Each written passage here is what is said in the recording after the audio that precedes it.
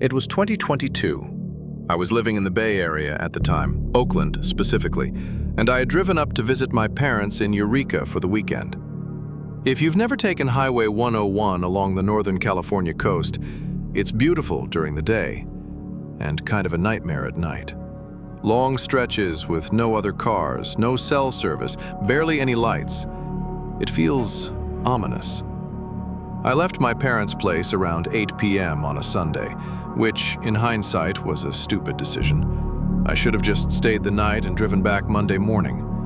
But I had an early shift and figured I'd rather just knock out the drive. Famous last words. The first couple of hours were fine. The stretch I was on had narrowed to a two-lane road, which is how most of rural 101 is once you get north of the bay. It was somewhere around Trinidad when the fog started rolling in. Fog on that part of the coast isn't unusual, but this was different. Within maybe 5 minutes, visibility went from clear to barely being able to see 20 feet in front of my car. It was worse than I'm even describing.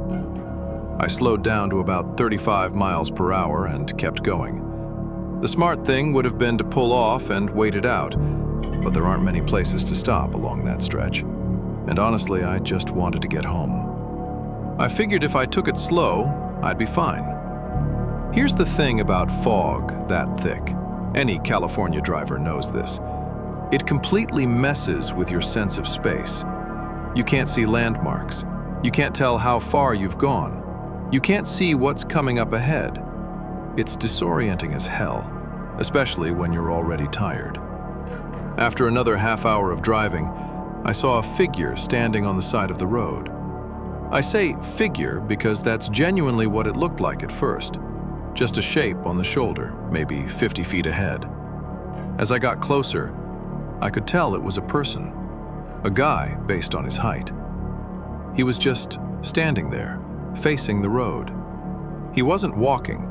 He wasn't waving me down like he needed a ride. He didn't appear to be on the phone. He was just standing there. I slowed down even more as I passed, worried he might step into the road. But he didn't move. He didn't even turn his head to watch my car go by, which felt incredibly unsettling. I got a decent look at his face, and nothing about it seemed obviously unusual. My first thought was that maybe his car had broken down somewhere and he was waiting for help. That would make sense. Except I hadn't passed any cars on the shoulder. There was no reason for him to be standing in that exact spot, facing that exact direction. There was nothing there. I briefly considered turning around to ask if he needed help, but something about the whole situation felt wrong. It wasn't my responsibility, so I kept driving. About 10 minutes later, I saw him again. I'm not exaggerating. It was the same guy. Same build, same dark clothes, same stance on the shoulder. The only difference was that this time he was on the left side of the road instead of the right. Everything else was identical. I actually said, "What the hell?" out loud because there was no way he could have gotten ahead of me. I was the only car on the road. There were no cross streets, no shortcuts, nothing. The only explanation was that it was a different person who just happened to look exactly like the first guy and stand in the exact same strange way.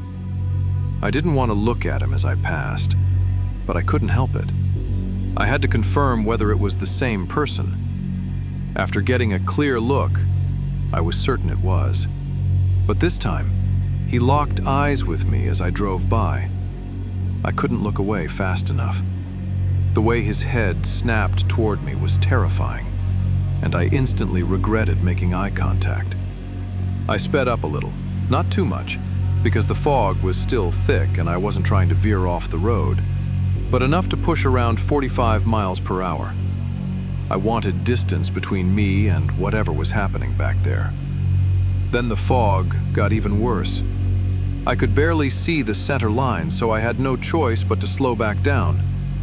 I was having trouble thinking clearly, which I blamed on exhaustion, the stress of driving in heavy fog, and what I had just seen. I kept trying to rationalize it, but nothing made sense. Then, less than 3 minutes later, my headlights caught something ahead. Another person. Only this time, he was standing in the middle of the road. I had no choice but to stop. This time he was wearing a hood that covered his face, so I couldn't see what he looked like. But I had a feeling it was the same guy. Again, he didn't move. That's when I really started to panic. We were at a standstill. Even though I couldn't see his face, I could feel him staring at me. I flashed my brights at him a few times, trying to get him to react or move out of the way. Nothing. So I put the car in reverse. When I looked in the rearview mirror, my heart nearly stopped. There was someone behind me. A figure slowly approaching my car. I yelled, "Holy shit!" and threw the car back into drive. I was boxed in, but I didn't care. At that point, it felt like a real threat to my life. I swerved hard to the right, crossing into the opposite lane to get around the person blocking the road. He didn't move. For a split second, I thought I was in the clear. Then something slammed into the back of my car. It wasn't a light tap. It was violent. The entire rear of my car jolted to the right, and I heard a horrible crunching sound, metal on metal. I managed to keep control and kept driving, assuming I'd just been hit by another car. But when I checked my mirrors, there was nothing behind me. Nothing at all.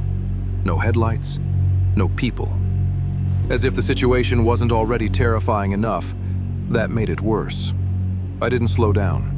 I drove as fast as I felt safe going in the fog. By the time I reached the 101 interchange, visibility finally improved, and for the first time, I felt my mind start to calm down. As I settled, I began trying to rationalize what had happened. And this might sound surprising, but I convinced myself I had hallucinated everything. I had been driving for nearly 4 hours. I was exhausted. I'd been staring into dense fog for who knows how long, completely alone on a dark highway. An extremely vivid hallucination didn't seem impossible. The only thing I couldn't explain was how specific it had felt. Still, I told myself there was no other explanation for seeing those people, or for feeling a crash that apparently didn't involve another vehicle. By the time I got home, I just wanted to sleep and forget about the entire thing. But then I walked to the back of my car. The rear bumper was destroyed. There was a massive dent stretching across almost the entire width of it. Whatever hit me had hit hard, which meant I hadn't hallucinated everything. I stood there staring at the damage for 5 minutes. There was no paint transfer. There definitely would have been if another car had hit me. But if it wasn't another car, then what was it? I did call the police to report what I'd seen, mostly just to have it documented. I've thought about that night a lot over the past 4 years. I've gone through every possible explanation. The conclusion I've settled on is that I hallucinated the figures, and in my panic while trying to escape, I must have hit a guardrail post or a mile marker. But here's the part that still bothers me. I can accept hallucinating the figures. What I struggle to accept is hallucinating one part of it while physically experiencing the other. The damage to my car was real. And that's what's always made me wonder if something more malicious was happening that night.